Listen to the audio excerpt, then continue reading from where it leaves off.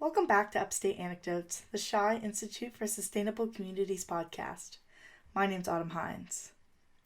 On this episode, we'll be discussing economist Kate Raworth's donut of social and planetary boundaries. Oh, hi. I'm the podcast fellow at the Shy Institute this summer. Let's get out of this dark room so I can show you everything I do to make the podcast. I just graduated, but I was a communication studies major and a film studies minor. These two fields of study gave me some of the tools to be able to tell stories. This internship is remote, so the first thing I did was set up a sound booth in my room so I could record audio. Then I picked a topic. I became interested in economist Kate Raworth's donut of social and planetary boundaries, and wanted to learn more through interviewing experts and doing some research of my own. My first episode was an overview of the donut model, and my next episodes went into what an individual can do to live their life sustainably, and then an episode on what corporations can do, and finally, what governments can do. My favorite part of the process was how much freedom I got on choosing my topics.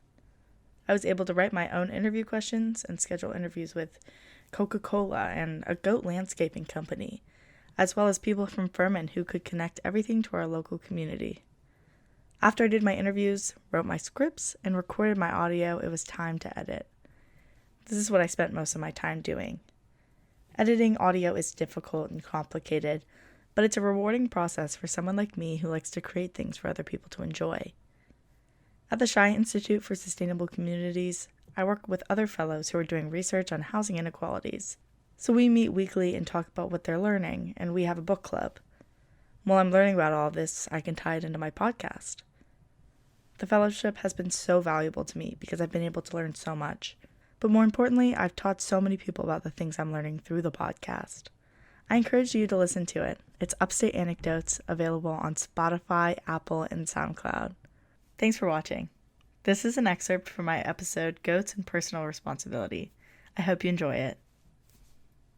What are some of the ways of life we choose or don't choose, and how that choice has an effect on the bigger picture? This is the episode on personal choice. I thought about what kinds of personal choices I wanted to talk about, and I didn't have to look far. In my yard, 14 pygmy goats are roaming around. They're eating the poison ivy and the vines off the trees.